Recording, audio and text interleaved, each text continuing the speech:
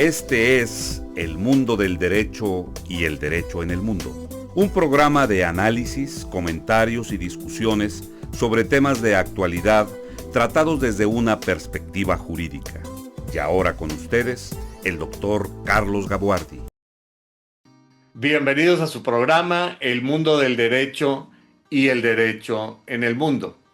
En esta ocasión me siento especialmente complacido por tener la oportunidad de compartir con un amigo a quien aprecio mucho y a quien conozco desde hace muchísimos años, desde que yo era estudiante, porque recuerdo que Salvador participó en unas pláticas vocacionales que quizá hayan influido para que yo eligiera la profesión de abogado. Me refiero al licenciado Salvador Benítez Lozano. Salvador hereda el nombre y la profesión de su padre, un distinguido abogado, un abogadazo, como diríamos en términos coloquiales, que dejó huella en Monterrey y supo formar a un gran abogado que es su hijo. Salvador ha sido abogado en el ejercicio libre de la profesión desde prácticamente toda la vida. Él estudió la licenciatura en Derecho en la Universidad Autónoma de Nuevo León. También tuvo estudios sobre administración de empresas, lo que le ha permitido tener un conocimiento mucho más profundo y bien informado sobre la dinámica empresarial. Además de esto, fue rector del Colegio de Abogados de Nuevo León y durante su trayectoria profesional ha participado en conflictos societarios muy importantes que involucran a accionistas mayoritarios, accionistas minoritarios, tanto en sociedades públicas como privadas. Ha participado naturalmente en operaciones de fusiones, adquisiciones, tanto en empresas nacionales como en empresas multinacionales. Ha formado parte de importantísimos despachos de la localidad y actualmente se desempeña principalmente como consultor en materia societaria, en materia patrimonial y en materia de transmisión de empresas a nuevas generaciones. Recientemente Salvador publicó un libro que se llama Conflictos entre socios, un libro muy interesante, muy recomendable y dirigido particularmente a quienes viven esta dinámica, tanto como juristas y, lo que es quizá más importante, como usuarios del derecho, personas que por alguna razón se ven involucradas en conflictos de esta naturaleza o que no desean verse involucrados en conflictos de esta naturaleza porque sus aportaciones de alguna manera indican cuál es la conducta que hay que observar y cuál es la conducta que hay que observar. Salvador, muchas gracias por haber aceptado la invitación para compartir conmigo estos micrófonos. Entre tú y yo la conversación fluye muy ágil, no solamente para esta ocasión, sino de toda la vida. Y me parece que una buena manera de comenzar nuestra conversación es refiriéndote a los tres tópicos que tú tratas en los tres primeros capítulos de tu libro, que me parece fundamentales y que enmarcan realmente todo tu trabajo, entendiendo la sociedad, qué es lo que hay que entenderle a la sociedad ¿Por qué asociarse? Y quizá una pregunta fundamentalísima es ¿con quién asociarse? Es correcto. Bueno, primero que todo, Carlos, muchas gracias por la invitación. La intención de este libro es que sea más una guía práctica, algo legible, entendible, digerible y con un lenguaje más enfocado hacia la comprensión coloquial. No estamos buscando aquí lucimientos de conocimientos jurídicos, sino que más bien estamos buscando la aplicación del entendimiento desde la perspectiva humana de los problemas que pueden surgir en la vida diaria. Y aquí entramos a la primera parte, que es una parte que va hacia adentro, es decir, la comprensión de a qué me estoy metiendo. Es decir, es muy fácil, y lo explico, decir, oye, voy a poner un negocio y lo primero que te recomiendan es haz una sociedad porque con la sociedad vas a separar tu patrimonio del patrimonio, de tu patrimonio personal. Y entonces, haz unos estatutos, haz un acta constitutiva y cuántos socios vas a tener. Y entonces vas con un notario, haces tu acta constitutiva y ya tienes tu empresa, cumples con los requisitos fiscales, los das de alta, haces una cuenta bancaria y a trabajar. Y de ahí, ¿qué sigue? Es decir, ya creaste una persona distinta a ti, cuyos intereses y cuya sobrevivencia y supervivencia no depende de ti, sino depende del buen desarrollo de su actividad. Entonces, lo primero que tenemos que hacer es entender si vamos a entrar a una sociedad, qué significa entrar a una sociedad. Y lo trato de explicar en términos simples, en términos coloquiales, para saber que es una entidad distinta con intereses distintos a los intereses de los socios. Y una Sí, dinámica propia. es una dinámica propia que llega incluso a desarrollar una personalidad propia.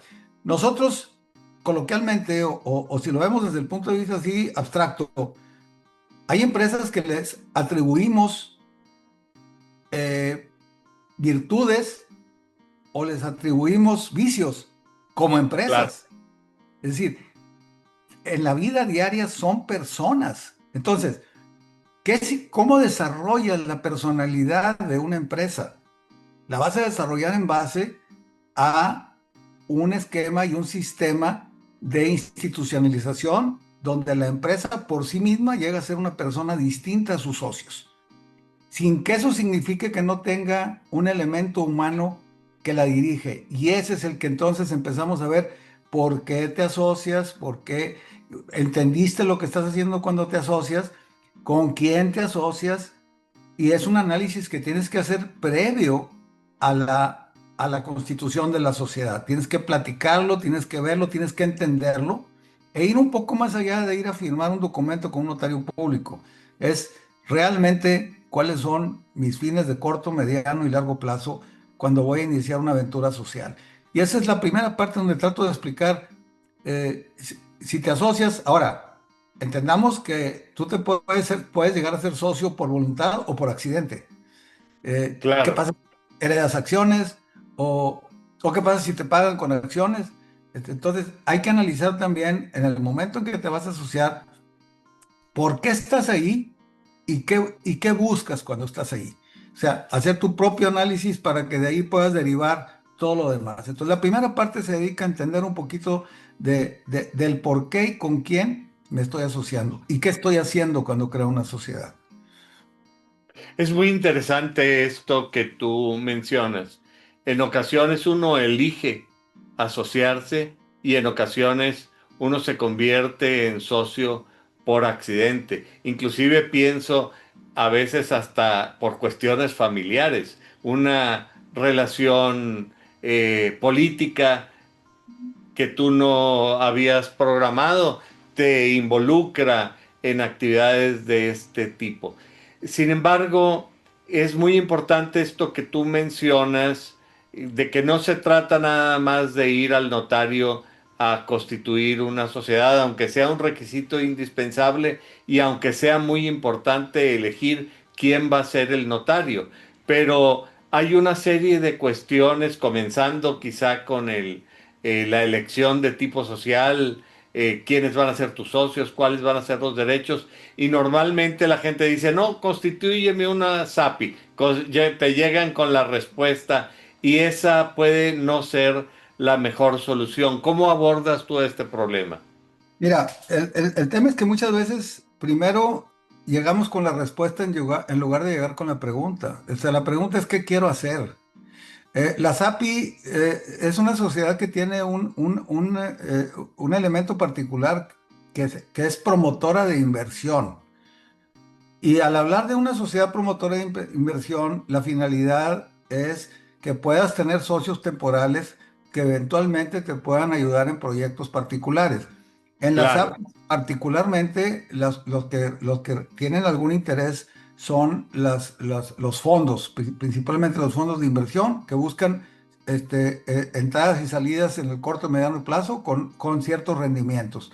Lo cual nos lleva a un tema que está mucho más adelante, que es la confusión del rol de accionista y de acreedor, que es algo que se tiene que analizar con mucho cuidado, porque si el que está entrando a una SAPI como socio temporal te empieza o te condiciona con una serie de restricciones para toma de decisiones, entonces corres el riesgo de que las decisiones se tomen con muy bajo riesgo y con una visión más bancaria que empresarial. Entonces, el tema de la SAPI tiene que verse con mucho cuidado porque desde mi perspectiva y desde mi punto de vista, a mí me ha tocado ya resolver tres temas de SAPIs donde se termina en conflicto con los fondos. ¿Por qué? Porque la visión de los consejeros del fondo no toma el mismo grado de riesgo que toma un empresario. Es decir, el banquero por naturaleza es conservador. Entonces, ahí vienen los choques, ¿no? Y cuando ellos controlan o tienen derecho de veto, corres el riesgo de que tu proyecto no se realice si de pronto las circunstancias son ligeramente adversas o hay que tomar riesgos un poquito mayores de los esperados. Entonces, hay que tener cuidado desde que escoges qué vas a hacer. Hay quienes te dicen, oye, haz una sociedad anónima de responsabilidad limitada. ¿Por qué? Pues porque o una sociedad de responsabilidad. ¿Por qué? Porque fue lo que te recomendó el contador o porque fue. Para efectos o es lo prácticos, que todo el mundo tiene, o es lo para, que te comentaron en la reunión de amigos. para efectos prácticos del día de hoy, el tratamiento fiscal de todas las sociedades comerciales es prácticamente el mismo. Entonces, si no es por una razón realmente que te lleve a distinguir lo que quieres hacer, por ejemplo, si tú quieres hablar en lugar de una sociedad anónima, quieres hablar de una sociedad de responsabilidad limitada, porque en lugar de tener acciones vas a tener partes sociales, tienes que saber por qué. O sea, ¿por qué vas a tener partes sociales si no vas a tener acciones? ¿Qué estás buscando? Vas a tener inversiones temporales. ¿Qué estás pensando en el largo plazo para poder saber qué tipo de sociedad vas a escoger? No nada más porque te dijeron qué es. Es decir, la receta es que no hay receta. Es decir, tienes que buscar, tienes que ayudarle a quien va a constituir una sociedad a que entienda qué está haciendo y por qué le está recomendando cierto tipo de sociedad. No porque sea de moda o no sea de moda, porque para efectos prácticos no hay cosa más sencilla que la sociedad anónima de capital variable y quítate de problemas. ¿Verdad? Todo lo demás son adornos, ¿verdad? Salvo que tengas una característica especial, particular, ¿verdad? En Es cuyo caso habrá que estudiarla y analizarla, explicarla si responde a los objetivos de los socios, de quienes desean asociarse, con el riesgo de que se convierta en un papel en el archivero. Sí, pero sobre todo que acuérdate que nuestra ley de sociedades mercantiles pues ya está por cumplir 100 años. Y las modificaciones han sido muy, muy pequeñas. Realmente estamos hablando muchas veces de modelos que ya no son ni siquiera aplicables y que eran aplicables en el siglo anterior. Entonces, el día de hoy lo importante es que entiendas, que platiques con los socios para que ellos te expliquen lo que quieren y tú adaptes la sociedad a los objetivos que ellos están buscando. Independientemente de los objetivos de la sociedad y del negocio propio, cuáles son los objetivos particulares de los socios, por qué se están asociando, qué están haciendo y que estén entendiendo lo que están haciendo. Quizá en este sentido sea pertinente hablar del otro tema, informalidad o formalidad y alineación de intereses. Es Me correcto. imagino que esto que tú estás comentando tiene que ver muy particularmente con este tema de la alineación de intereses, porque cada grupo de accionistas presentes, no digamos en el futuro, porque no sabe uno cómo se va a ir repartiendo aquello. Cada grupo de intereses podrá tener sus intereses particulares distintos a los demás y distintos a la sociedad misma. En este sentido, me parece que es muy importante los otros temas que analizas. Claro, porque mira, lo más difícil al escribir este ensayo fue, primero, hacer el índice. O sea, ¿qué temas voy a tratar? Y lo segundo fue cómo lo voy a llevar en una metodología que te vaya llevando de lo general hacia lo particular y luego al final el tema de la solución de conflictos. Entonces, primero entramos al tema de entender a la sociedad y lo que significa la formalidad y la informalidad y lo que significa la alineación de los intereses de los accionistas. Todo eso lo podemos poner en un paquete porque son cuestiones muy, muy intrínsecas, muy, muy personales y que deben ser discutidas, deben ser vistas y sentarte a analizar algo que va más allá del entusiasmo de un proyecto. Es decir, Claro, ver, es como si tú dijeras, a ver, ¿dónde te quieres ver dentro de 5 años? ¿Dónde te quieres ver dentro de 10 años? Muchas veces cuando dices una sociedad ni siquiera piensas en eso. ¿Dónde vas a estar dentro de 5 o 10 años? Está relacionado con tu edad, está relacionado con tu patrimonio, está relacionado con tus proyectos de vida. Y eso es importante platicarlo entre los socios, porque hay quienes dicen que realmente a veces hay a quienes los invitan como accionistas minoritarios. ¿Por qué? Porque es amigo y porque tiene el dinero y el otro es el socio industrial, pero nunca platican de en qué momento se quiere salir el otro. Y muchas veces se queda como socio capitalista con una minoría y a la hora que se quiere salir no se puede salir. ¿Por qué? Porque nunca se trató ese tema. Eh, claro. eh, o el que trabaja considera que él vale más que el que no trabaja. Entonces, esos temas están desarrollados en el libro para que se vea integralmente lo que significa la fase inicial, la fase media y la fase de salida. Entonces, ahorita estamos en la fase inicial.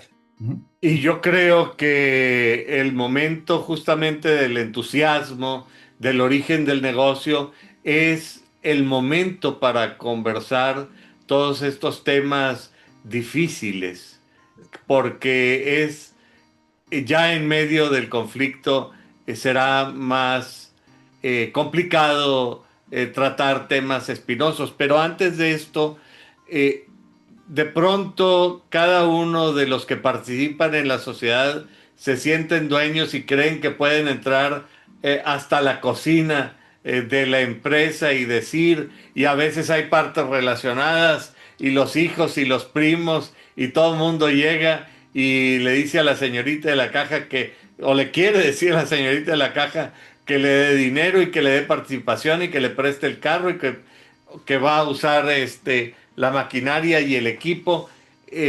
Todo esto es posible, ocurre en la realidad.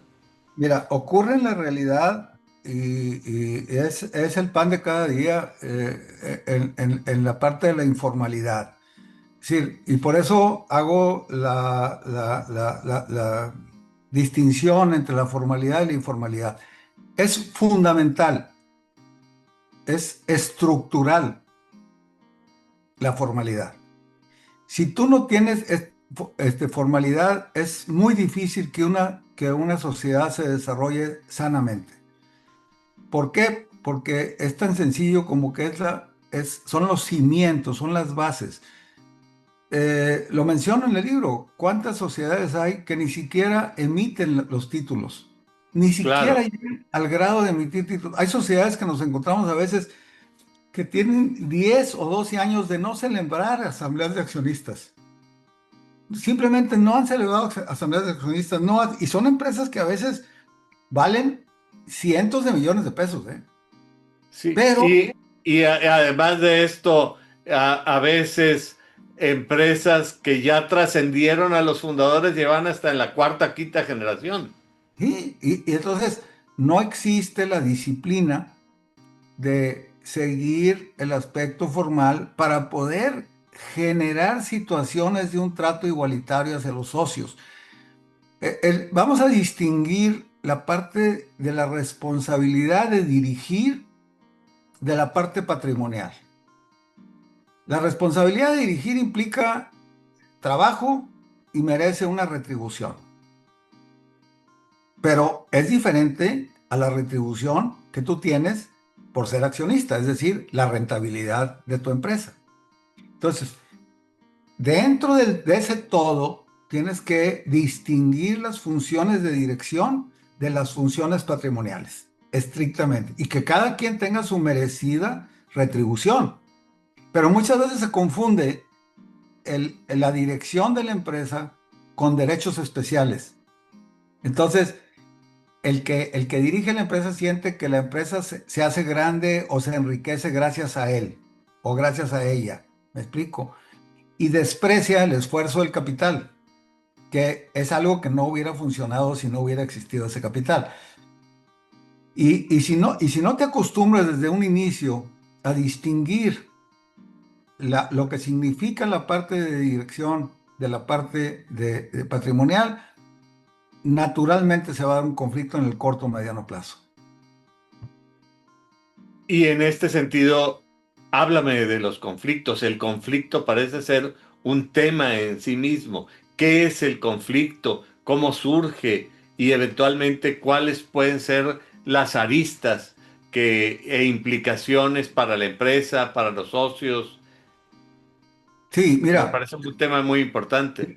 desde un punto de vista, pues, gramatical, o si lo quieres ver en una parte muy simple, un conflicto es la generación de un disenso por causas intrínsecas o por causas exógenas, es decir, o por una conducta interior indebida o por una circunstancia externa que te lleva a un choque, es decir, a tener diferencias de opiniones o tener diferencias de intereses o tener simple y sencillamente diferencias de objetivos. Podemos hablar de poder, podemos hablar de necesidades económicas, podemos hablar incluso de cuestiones emocionales que generan un conflicto. Entonces, ese origen del conflicto, si de entrada no tienes las reglas del juego, ese conflicto va a ser mayor si no tienes las reglas que evitan que eso se haga mayor. Si lo comparamos con los deportes o con el matrimonio, tú imagínate en los deportes un partido que no tenga reglas. O imagínate en tu matrimonio un matrimonio donde no tengas ciertos acuerdos con tu pareja de unas reglas de comportamiento que no se deben de rebasar. Entonces, en la sociedad es igual. Si tú no tienes previstas las soluciones para los potenciales conflictos, entonces no vas a llegar y no vas a saber qué hacer cuando lo tengas. Entonces, la prevención es el visualizar situaciones posibles o probables que eventualmente o necesariamente se van a dar. Y te voy a poner una muy sencilla. Una familia, tres hermanos, constituyen una empresa exitosa.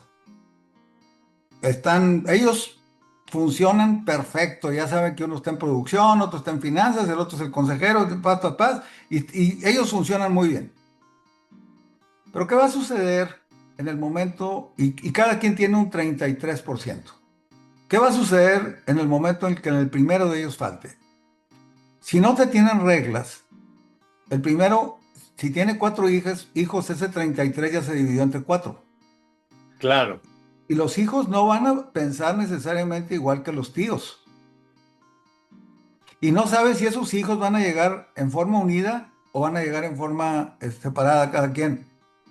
O si van a querer permanecer o no.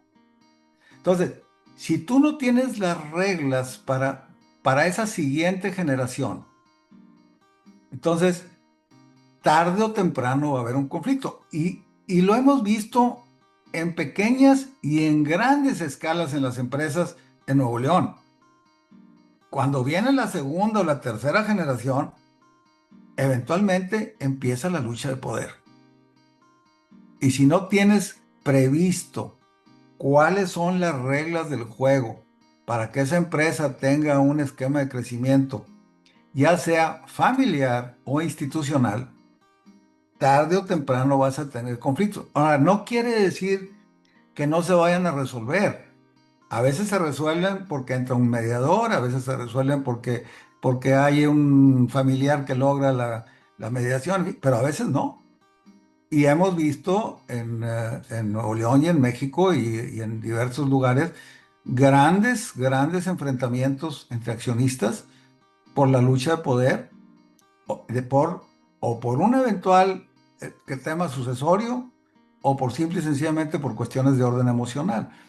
Entonces, no sé si te estoy respondiendo lo que me preguntaste, porque realmente es muy extenso la causa y la forma de resolver los conflictos, pero a lo que voy es que tú tienes que hacer un análisis interno de, de acuerdo con la situación de tu composición accionaria.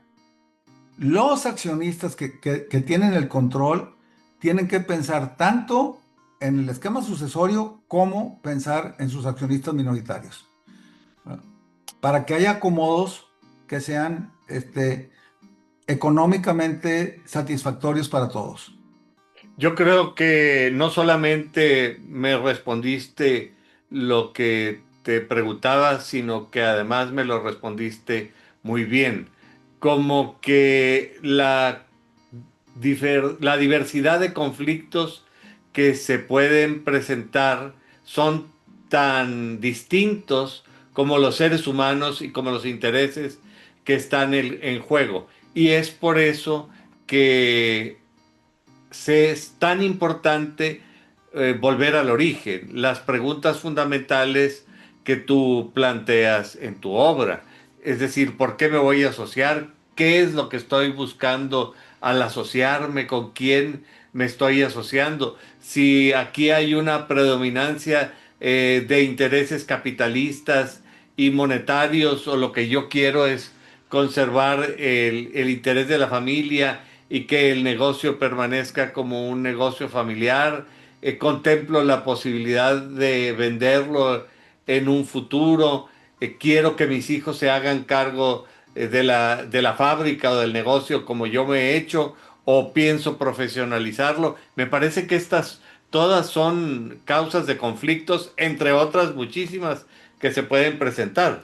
Sí, pero mira, la mayor parte de los conflictos, y lo digo en el libro, sin llegar al extremo, son previsibles. Hoy en día, y más que antes, nosotros tenemos un sistema judicial tan complicado. Y hoy en día ya no nada más es complicado. Hoy en día estamos hablando de un sistema judicial que ni siquiera es confiable. Entonces, busca mecanismos de autorregulación. O sea, genera tu propia regulación. Es- Hazlo tú. Yo recuerdo cuando me tocó negociar la compra de la compañía telefónica de Cuba. Nosotros participamos en la compra del 49%. Cuando estábamos negociando la concesión, Cuba no tiene derecho administrativo. Entonces nosotros en la concesión hicimos un capítulo de solución de controversias. Claro, ¿Por qué? ¿Por qué? Porque la empresa podía tener conflictos con el Estado. ¿Y cómo ibas a resolver esos conflictos para que hubiera un medio para que los dos plantearan su conflicto y hubiera una solución? Entonces, creamos un mecanismo autorregulatorio. Entonces, mi recomendación ahorita es que las sociedades creen sus mecanismos autorregulatorios para poder solucionar las cosas sin tener que salirse de la casa. claro. Y ahí propongo varias soluciones y varias alternativas. Eso te ahorra un dineral, un dineral. Y no nada más dinero, te ahorra problemas emocionales, te ahorra problemas de de rupturas permanentes en las familias o de rupturas permanentes entre los socios. A veces hay grandes amigos que terminan su amistad y terminan Y con peleando. padres que terminan odiándose, ¿verdad? Peleándose. ¿Por qué? Porque no tuvieron la previsión de decir, oye, compadre, si un día no estamos de acuerdo, ¿qué hacemos? ¿Cuáles son las alternativas que tenemos? Y ese es precisamente lo que trato yo de ver en una forma integral. Oye, ¿vamos a permitir que el primo fulano de tal sea proveedor nuestro? Pues bueno, ¿cuáles son las reglas para que él sea proveedor? No va a ser proveedor porque es tu primo. Va a ser proveedor porque nos está ofreciendo un producto de calidad a un precio adecuado. Sí, porque es confiable, etcétera. Entonces, las operaciones con partes relacionadas también debe tener una política. Los conflictos de intereses deben de ser revelados. Es decir, no pasa nada. Es peor no reconocer un problema que tratarlo. Es decir, Claro. lo primero que tienes que hacer es, si tú tienes un problema, ponlo en la mesa y trátalo, pero resuélvelo cuando todavía no ha tenido consecuencias. Pero si lo guardas, si lo esperas, si lo dejas, o si no tienes las políticas adecuadas, empiezas a generar prácticas como la que tú mencionabas, la de ir a la caja a pedir dinero y como si fuera un estanquillo, ahí me lo apuntas, ahí me lo apuntas para los futuros dividendos, y al rato resulta que te gastaste más de los dividendos que te tocan, ¿verdad? Entonces, no, eso no funciona así. La O que empresa. no sabías que tu hijo o tu yerno, tu nuera, llegaron y pidieron y pues ni estaba enterado, ¿verdad? No, y a veces se forman grupos, se forman grupitos, se hacen los secretos y todo eso está relacionado con otro tema que es muy importante, que es el control interno. Es decir, debes de tener un control interno adecuado al tamaño de tu empresa, pero nunca olvides el control interno y la rendición de cuentas. Son dos elementos que van de la mano y que son fundamentales para que una empresa funcione. Rendición de cuentas y control interno. Si tú no tienes eso, va a haber desorden, tarde o temprano. Y acostumbrarte a rendir cuentas, fíjate, Carlos, cómo a veces un socio se ofende porque le piden cuentas. Ya no confías en mí, ya no me crees, ya está. Y generalmente el que te va a decir eso es porque ya trae un vicio que va a ocultar, porque el que nada debe, nada teme. Si a mí me pides cuentas, oye, es mi obligación rendir cuentas. Si soy el director general, si soy el presidente del consejo, si soy un funcionario, si soy director de finanzas, es mi obligación rendir cuentas. ¿Por qué? Porque tengo un mandato, tengo una obligación fiduciaria, pero desgraciadamente en la práctica no lo vemos así, ¿verdad? Y esa es la cultura también que hay que cambiar, la cultura de rendición de cuentas, ¿no? La cultura de pensar que porque soy accionista o participo en la sociedad, soy como si fuera dueño del estanquillo y puedo llegar y agarrar de los anaqueles sin ningún problema. Pues así no funcionan los negocios. Y No, entre más grande sea el negocio o más importantes sean los intereses que están en juego, y me refiero a intereses tales como conservar la familia, claro. independientemente de que si no se observan estas reglas, el negocio, que es la gallina de los huevos de oro, también sufre. Y Claro, yo en este sentido, me parece que es muy importante señalar este aspecto de formalidad en los negocios que tú mencionas. Me parece que esto está relacionado con el tema de lo que hoy se llama gobierno corporativo, la organización de los consejos, quiénes son consejeros permanentes, quiénes son independientes, inclusive quiénes son los que ocupan los principales mandos en la sociedad. Convérsame sobre este tema, Salvador, que creo que me parece que es muy importante. Además de que debo mencionar que en tu libro todo esto lleva una secuencia lógica que es muy importante y que es Sí. recomendable casi como un manualito de las preguntas que uno se debe ir haciendo. Y por eso lo hice como una guía práctica. Mira, el tema de la responsabilidad de ser consejero no es sentarte en una silla a tomarte un café y a que el director te presente o te diga lo que quieres oír. En la estructura de la buena gestión, porque esa es la palabra que a mí me gusta, la buena gestión de una empresa implica disciplina en los órganos de gobierno. ¿Cuáles son los principales órganos de gobierno? La asamblea de accionistas o los accionistas, el consejo de administración y la dirección general, donde entra una parte secundaria que son los directores adjuntos cuando ya estás hablando de una empresa grande. Y aunque hables Claro. de una empresa chica, esos tres órganos fundamentales, independientemente de que se mezclen los roles, deben de tener unas ciertas reglas de formalidad. No importa el tamaño de la empresa. Si es una empresa pequeña, lo puedes hacer más sencillo. Si es una empresa grande, más complicado. Y evidentemente en una empresa grande es mucho más sofisticado, pero funciona. Entonces, en la parte de la gestión, a la gente se nos olvida que que el consejero debe ser una persona que tenga valor agregado a la sociedad.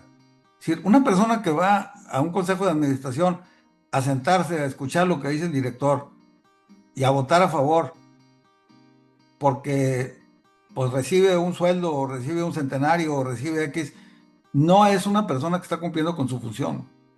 Es decir, un buen consejero es una persona que desde antes de la Junta de Consejo revisa lo que se va a presentar y yo siempre he dicho, los mejores consejeros no son los que tienen buenas respuestas, sino los que tienen excelentes preguntas. La Y respuesta la, cuestionan.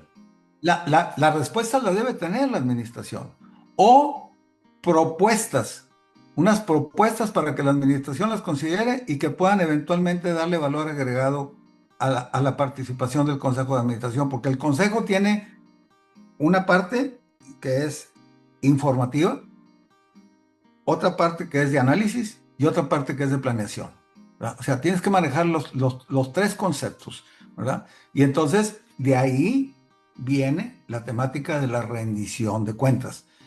Y cuando ya tienes una empresa un poco más grande, necesitas tener órganos especializados, tales como el comité de auditoría, que es importantísimo, el de finanzas y el del buen gobierno o el de prácticas societarias, dependiendo del tamaño. Pero yo no soy muy partidario de hacer cosas muy sofisticadas por hacerlas. Yo realmente lo que tienes que analizar es qué está aportando cada órgano de gobierno a la sociedad. ¿Cuál es el resultado final de esa actividad multidisciplinaria? ¿Cuál es el resultado final cada ejercicio frente a los accionistas? ¿Y cuál es el valor agregado que tuvo la empresa durante este año? Puede ser en utilidades, puede ser que no hubo utilidades, pero hubo inversiones muy importantes. Es decir, al final de cuentas, ¿cuál es el resultado de esa gestión, ¿no? Entonces, desde mi punto de vista, la atención a esa parte y la disciplina en el manejo de esa parte con los temas de rendición de cuentas y con los temas de un consejo funcional también reducen significativamente la posibilidad de conflictos. Y agregaría un tema que tú también apuntas, pero al que me parece muy relevante hacer referencia, una secretaría neutral. Y esta secretaría neutral me parece que va muy cercana al rol del abogado consejero. Sí, mira, hay dos aspectos evolutivos que estoy tratando de introducir en mi propuesta. La Secretaría Neutral yo la veo como una persona que tenga el compromiso de servir a todos los accionistas y que eventualmente tenga la prohibición de participar en cualquier conflicto de socios. y que sea el primer, vamos a llamar, mediador o la primera instancia para tratar de resolver y recomendar cómo resolver diferencias entre los accionistas. Entonces, ese pudiera ser preferentemente un profesional del derecho que no tenga tendencias de litigio y que tenga el interés de conservar la sociedad para todos, independientemente del órgano de vigilancia que es el comisario. Y ese secretario debe estar seguro de que todos los intereses corporativos, acciones, libros, actas, todo esté llevado correctamente. Es decir, el aspecto formal y el aspecto de los temas que se deben de tratar en la sociedad. Y el otro aspecto que trato también y que propongo es el de modificar el concepto del consejero independiente. Es decir, nosotros invitamos consejeros independientes, pero ¿quién los invita? Normalmente los invita el paquete mayoritario. Entonces, ¿qué tan independiente es un consejero que si no complace al paquete mayoritario, pues le dan las gracias y al año Y ya siguiente no lo invita. no lo invitan? Entonces, yo propongo que el consejero independiente debe ser invitado, debe haber un comité de nominación dentro del consejo, de los consejeros patrimoniales, y donde tanto la designación como la remoción del consejero independiente se haga por una mayoría calificada. Entonces, para que ese consejero realmente sea un consejero independiente y tenga la oportunidad de hablar con, con toda la libertad necesaria para poder expresar su sentir y aportar a la Claro. empresa sin el temor de que por en un momento dado cuestionar al paquete mayoritario una decisión, pues sea excluido o sea corrido, ¿no? Entonces, ese es otro concepto que estoy introduciendo como algo que en mi vida profesional he visto y que genera problemas. Hay otro tema muy importante que es la designación de funcionarios por cuotas. Es decir, eso de que, oye, yo tengo tanto, el socio extranjero nombra al director de finanzas y nombra al director de mercadotecnia. Y el socio mexicano nombra al director general y al director de recursos humanos. Entonces, ¿qué sucede? Que esos directores, en lugar de estar sirviendo a los intereses de la empresa, están sirviendo a los intereses de su casa matriz o de su socio. Sí, claro. ¿O de quién? Pues sí, a quien le deben el trabajo. Entonces, yo lo que yo propongo es que no se haga por cuotas, sino que en todo caso se puedan hacer los derechos de nominación, pero que se tenga el veto. Es decir, que en un momento dado, esa persona, si no está manejando los intereses de la empresa, pueda ser removido también por el otro accionista.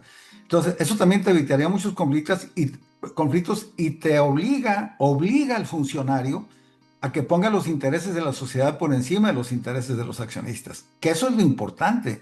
Los órganos, todos los que funcionan en el área operativa deben poner por encima de los intereses de los accionistas los intereses de la sociedad. Y eso es algo que culturalmente debemos de llevar, porque pues complacer a los accionistas es muy fácil. Y no se nos olvide que los accionistas, como tales, no tienen ninguna autoridad individual en la empresa y los consejeros tampoco tienen ninguna autoridad porque nada más pueden funcionar como un órgano colegiado. Entonces, de ahí que debes crear un sistema de comunicación interno. Y con franqueza, todo esto dejado al garete son fuentes de conflictos. Claro. Eventualmente, y es lo que tú tratas de evitar, y es claro que con mucha frecuencia los intereses de la sociedad no necesariamente son los intereses del grupo mayoritario. Ujú. Y es importante por la sociedad misma y realmente por proteger incluso los intereses del grupo mayoritario, marcar esos puntos. Por eso la importancia de consejeros verdaderamente independientes.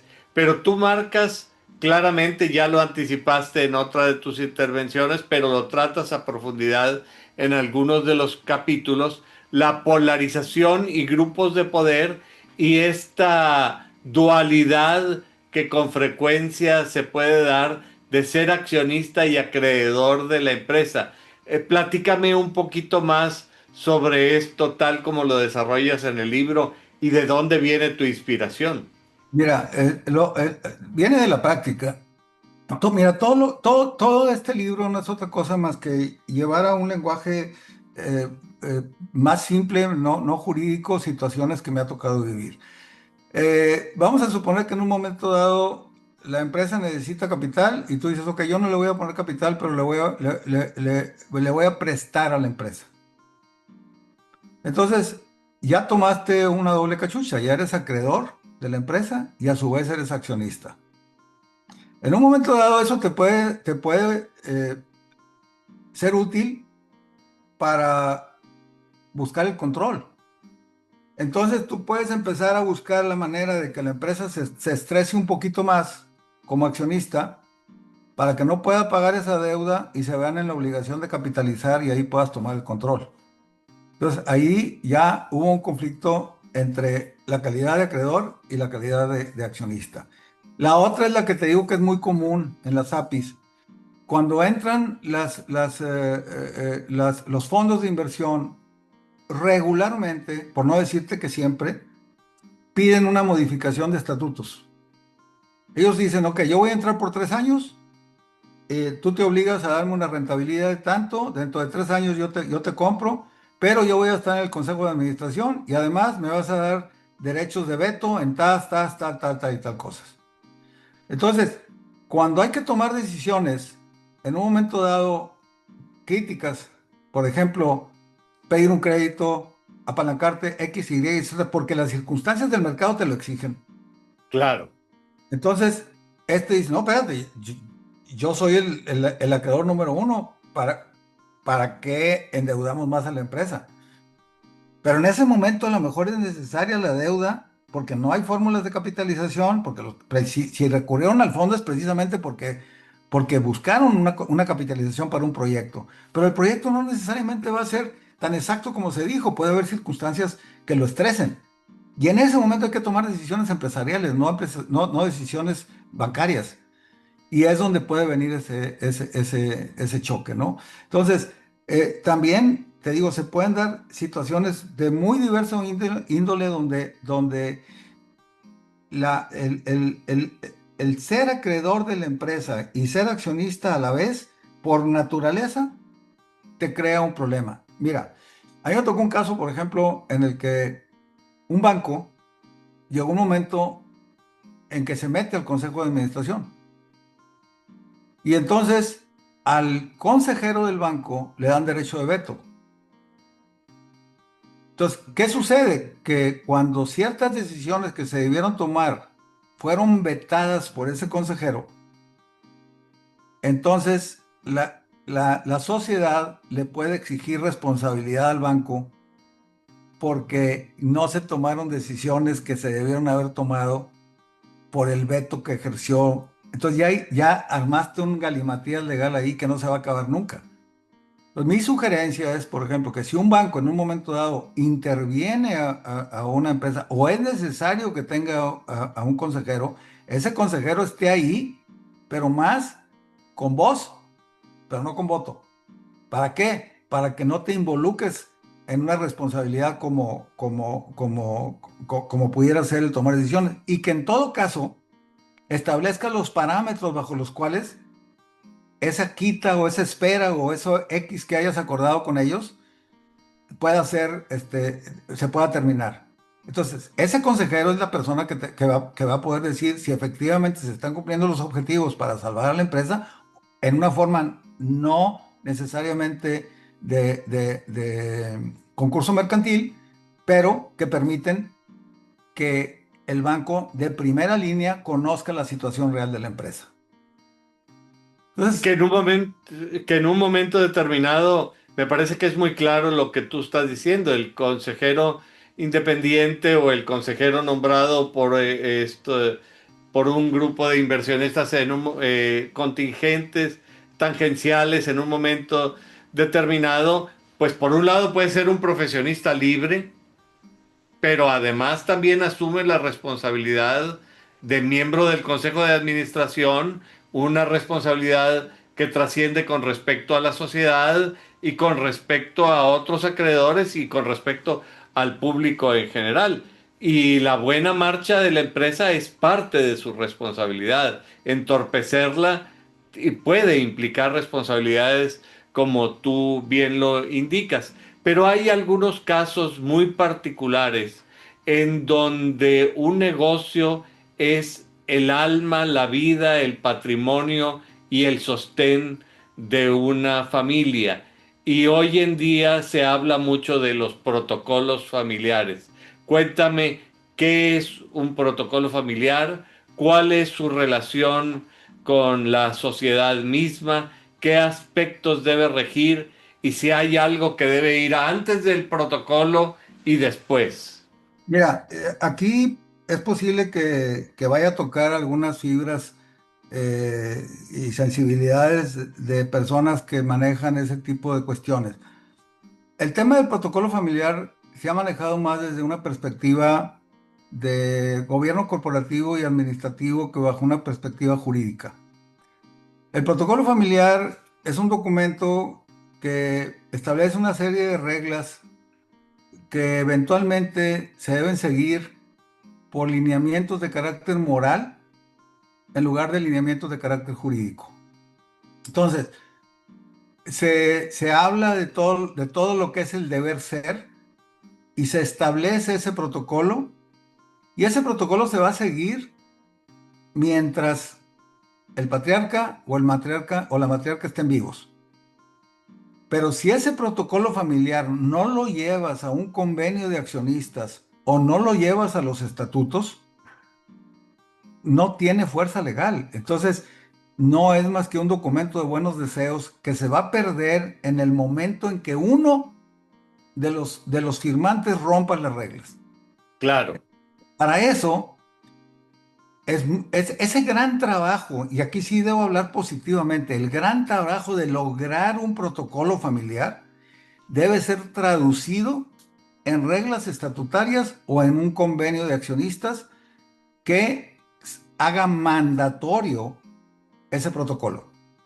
De otra manera, no es más que un documento de buenas intenciones. Entonces, la parte positiva es que lograr un protocolo familiar es muy difícil. Es de mucho trabajo, hay que hablar con la familia, hay que hablar con todos, hay que llevar. Lograr conciliar esos intereses para que haya una visión de largo plazo y que haya puntos de solución es extraordinario. Pero si no lo llevas al ámbito jurídico, no pasa de ser un ejercicio de buenos deseos. No sé si me estoy explicando. con toda claridad, en dicho en lenguaje coloquial, hay que ponerle dientes. Y en un Exactamente. momento determinado se trata de que no solamente van a ser los hermanos que se quieren mucho y los papás que se quieren mucho, sino a veces entrarán los hijos, los nietos, los sobrinos, los familiares políticos, incluso familiares divorciados, Claro. que eventualmente van a tratar, y es muy importante que esto sea algo más que un poema. Sí, porque el factor emocional no lo podemos descartar. El factor emocional es intrínseco al ser humano y muchas veces estos problemas son y nacen de cuestiones emocionales. A veces de la pareja, independientemente de que sea hombre o mujer el accionista, olvídalo. El te están viendo la cara o el no te dejes o el esto con la persona con la que duermes es muy complejo. Entonces, por eso es mejor tener reglas claras para que puedas tú también tener los argumentos y decir, esto se puede hacer o esto no se puede hacer porque las reglas nos dicen lo que podemos o no podemos hacer. No es lo que yo quiera o lo que yo vea o lo que yo sienta. Es tan sencillo como que hay una definición muy clara en las reglas del golf hay una definición muy clara en las reglas del soccer, en fin, hay en el fútbol americano, en el béisbol, en todo, hay reglas. En las empresas también debe haber reglas y las debemos de cumplir. ¿Por qué en la parte de deporte sí estamos de acuerdo en que se sigan las reglas, pero en la parte más importante, que es la parte patrimonial, no ponemos reglas claras? Parece que es una paradoja, pero así es, ¿no? Y finalmente se trata de la conservación del patrimonio justamente de la familia. Correcto. Usando la metáfora, es la gallinita de los huevos de oro que nos ayuda a mantenernos a todos. Es La correcto. destruyes y nos destruyes a todos. Y por eso es muy importante tener reglas claras, inclusive para la participación directa de la familia en la empresa y en un momento determinado de la sucesión de mandos, porque estas cosas ocurren, Salvador. Claro, claro. Y el tema de la sucesión de mandos debe ser algo muy objetivo. Y desde antes, si estás hablando de una empresa que tiene ventas importantes, que ya es una empresa que es madura, que hay muchísimas que les decimos medianas empresas, pero que realmente son fuente de patrimonio de unas familias completas. Y debemos de tener la madurez, tanto los socios originarios como sus sucesores, para aceptar que la empresa va a ser manejada por quien realmente sea la persona más capaz. Y para eso muchas veces lo que necesitas es que esa decisión no se tome con fuentes internas, sino con fuentes externas. O sea, que el análisis de quién debe ser el sucesor se haga a través de una competencia clara y que se haga con un análisis de consejeros independientes o de una empresa que se especialice en la selección del personal, para escoger al más capaz y quitarse de sentimentalismos. Pero eso es algo que se tiene que acordar y entender desde el principio. Si no lo haces, tarde o temprano vas a tener problemas. Y hay que tener los pantalones para decirle a la familia, ¿saben qué? Aquí la mejor resultó que es una mujer. Y vámonos. Y ella va a ser la directora general. O ¿Por que qué? no fue el mayor como que se sentía ya con derechos. No fue el hijo mayor. O que no fue el sobrino que es muy bueno para las ventas, pero es muy bueno para las ventas. No tiene no cumple con todas las características que requiere un director general. ¿Me explico? ¿Por qué? Porque todos tenemos un techo en nuestra capacidad. Por más que nos sintamos muy buenos, hay un punto en el que está fuera de nuestro alcance, ¿no? O como decía el maestro Torres, tú puedes ser muy bueno para las matemáticas, pero tocas muy mal la guitarra. Es Claro. decir, tus cualidades no son en el área de la música. Cada quien tiene, no porque sea una persona con límites, sino porque sus cualidades son distintas. Pero todo esto que hemos estado conversando, Salvador, se refiere a lo que hay que hacer para evitar los conflictos. Y me parece que es la clave de todo, tomar medidas preventivas. Pero a veces por muchas medidas preventivas que tomes, los conflictos surgen, las bombas explotan y los problemas ocurren. En ese caso, ¿qué hay que hacer? La Oye, respuesta podría ser tuya como litigante, pero hoy en día eres consejero, mediador. ¿Qué es lo que nos dices que hay que hacer? mi última recomendación es un litigio, por eso hablo yo de la autorregulación. Es decir, cuando hay un momento en que no hay una concordancia entre los socios, no hay otra alternativa más que uno se queda y otro se va. El tema es cómo se va a salir, con qué circunstancias y a qué precio. ¿Qué sucede? Y se lo digo yo siempre a las personas con las que platico. ¿Cuánto vale el 15%? Es más, ¿cuánto vale el 20% de una empresa privada? No importa el tamaño que tenga. ¿Cuánto vale? Pues vale lo que la mayoría te dé por él. Porque si no te quieren Sí, comprar, es como los terrenos, ¿verdad? Valen el precio que te paguen, no la no, no, no, imaginación no, que tú no, no, tengas. no, no, porque en los terrenos tú tienes un mercado abierto. A una empresa privada, ¿tú le entrarías a un 20% de una empresa privada que tiene problemas? Pues nadie le va a entrar. Los únicos posibles compradores son los mayoritarios. Entonces, ¿qué sucede? Que desgraciadamente nuestra legislación no tiene los esquemas, por ejemplo, del arm's length. Es decir, que tú te llevas de mano a mano y con un sistema justo. En los sistemas sajones sí existen mecanismos de salida a valores justos. En el nuestro no existen. En el nuestro es como si el accionista fuera a estar eternamente en la sociedad. Y todos sabemos que nuestra vida, pues vamos a estar en la sociedad mientras vivamos. Nos vamos o qué sucede si tengo un problema económico y me quiero salir. Entonces, lo que debe estar establecido ya en los estatutos es el mecanismo autorregulatorio de soluciones de conflictos y la fórmula de salida y las condiciones bajo las cuales te vas a salir. Es decir, eso es previsible. De hecho, tengo la gran satisfacción de haber introducido en una unión de crédito un sistema de evaluación de acciones para que cualquier accionista pueda vender. ¿Por qué? Porque en las uniones de crédito nadie puede tener más de un 15%. Claro. Entonces, ¿cuánto vale tu participación? Entonces, ahí ya se tiene una forma, y la Comisión Nacional Bancaria de Valores lo aprobó. Entonces, ya tenemos un mecanismo de salida en una empresa donde, por definición, no puede haber mayorías. Entonces, eso es valiosísimo, el tener esa posibilidad de salir. Ahora, hay otro punto muy importante, Carlos. Hay un artículo de la Ley de Sociedades Mercantiles que muy poca gente ha observado en las modificaciones que ha habido, que incluso tú puedes acordar en los estatutos causas de exclusión. Claro. Cuando tú tienes un socio que tiene una conducta repetitiva, Y un reiterada, socio no empático. no empático, ya puedes tener previsto en los estatutos cómo sacarlo, siempre y cuando tengas de entrada y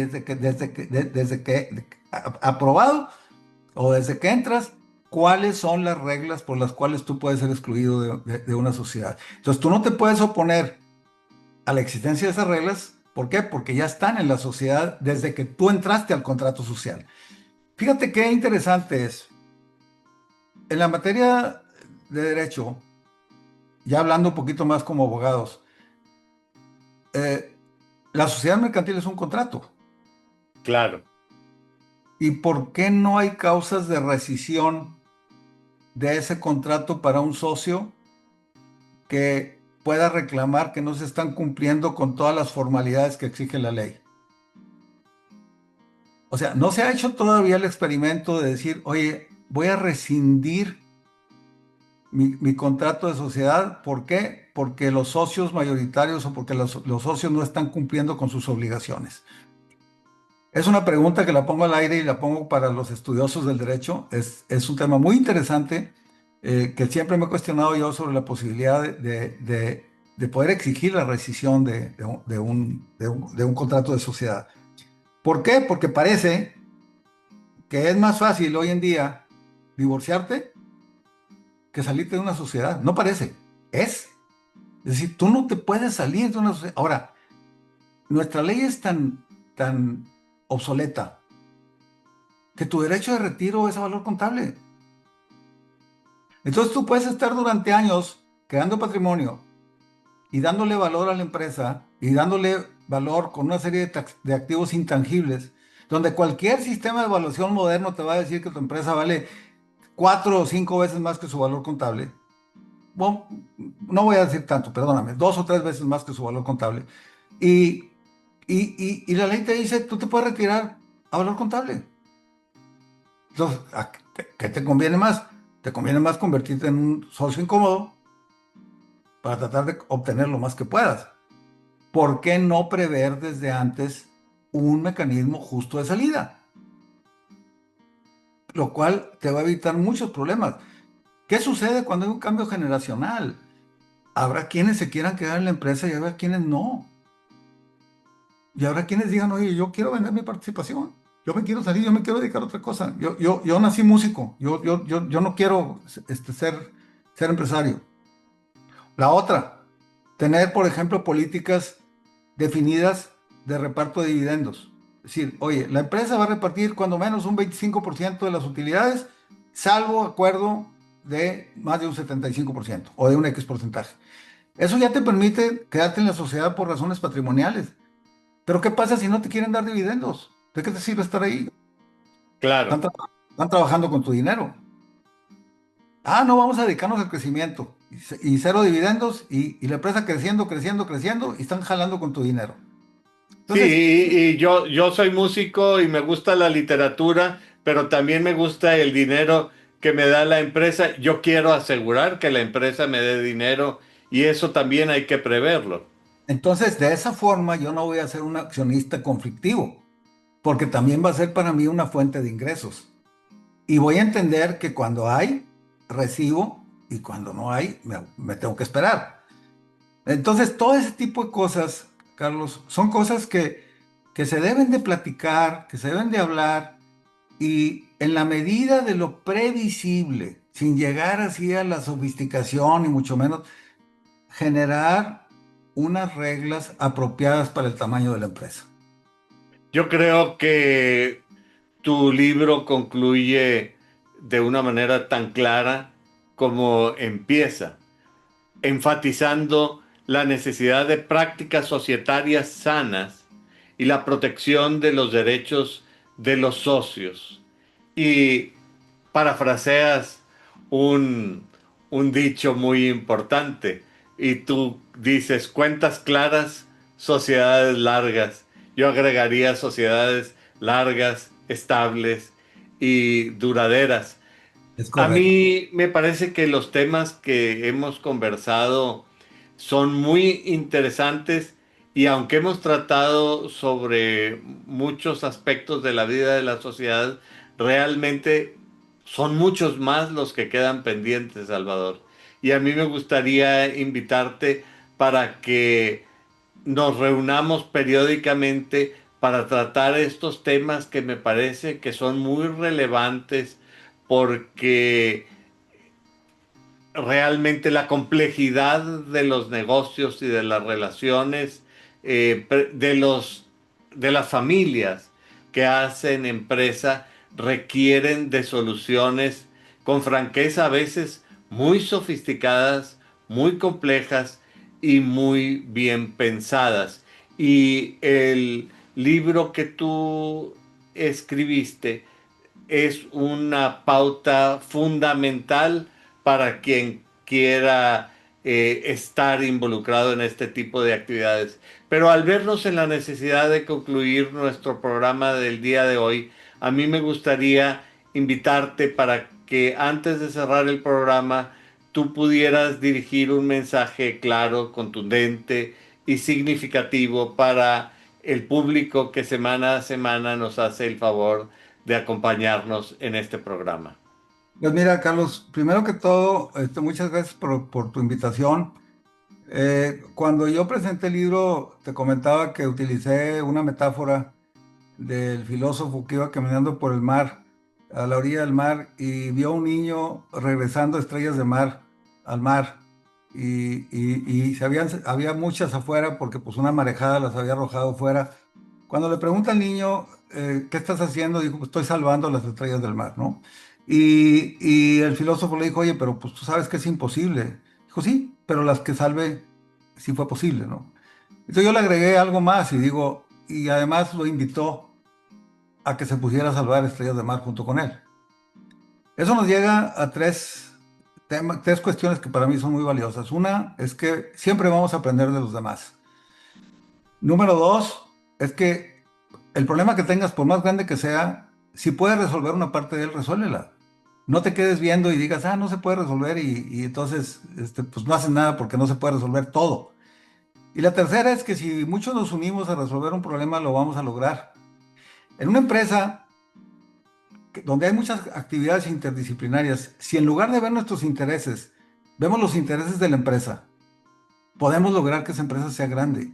y podemos lograr muchas cosas. Si como accionistas nos hacemos a un lado de nuestros intereses propios para pensar en el interés superior, vamos a llegar a tener buenos resultados. Entonces, el libro, primero que todo, busca salvar algunas estrellas de mar. Si podemos ayudar a salvar algunas y le es útil para quienes lo lean, ese va a ser realmente, ese es para mí el sentido de ese libro, el pasar una experiencia de vida, porque tú lo decías a un principio, hay abogados que de alguna manera han ejercido y los hemos visto pasar y no nos dejaron algo. Yo sí sentí una responsabilidad de que por las circunstancias que me tocó vivir, tan complejas y en un momento tan complejo de la evolución de la vida empresarial de Nuevo León, pues me tocó vivir cosas que muy pocos abogados han vivido y sentí la obligación de dejar por escrito lo que aprendí. Es decir, el disco duro nuestro se muere junto con nosotros y se borra junto con nosotros. Si puedes dejar algo, déjalo. Si es útil, qué bueno que sea útil. Y concluyo diciéndole lo que le comentaba a un grupo del EGADE de formación de consejeros. Cuando me dijeron, ¿cuál es tu conclusión sobre un panel que tuvimos ahí? Le dije, miren, ya aprendieron lo que tenían que aprender en este curso. Lo que sigue es disciplina. Es decir, llévalo a la práctica y ejecútalo. No lo dejes en sueños, ejecútalo. Si tú sabes que vas a tener un problema sucesorio en tu empresa, resuélvelo en vida, resuélvelo mientras tengas autoridad. Si tú sabes que tienes ciertos conflictos, corrígelos. Es decir, ejecuta, resuelve, no heredes problemas. Entonces, esa es la intención de este libro, despertar conciencia de que en el mundo empresarial muchos problemas se pueden evitar, muchas rupturas familiares se pueden evitar y muchas enemistades se pueden evitar si entramos a un proceso donde la disciplina y el interés superior de la empresa está por encima del interés de los accionistas. Esa es la intención, Carlos. Y muchas gracias por Yo, la intención, ¿eh? Muchísimas gracias. Ojalá que esto sea útil, que esa es verdaderamente la intención y la única intención que tenemos. Ujú. yo te agradezco mucho, Salvador, y me parece que tu visión es eminentemente práctica porque resume los muchos años de experiencia profesional que tú tienes y los muy buenos conocimientos que tú has adquirido a lo largo de los años.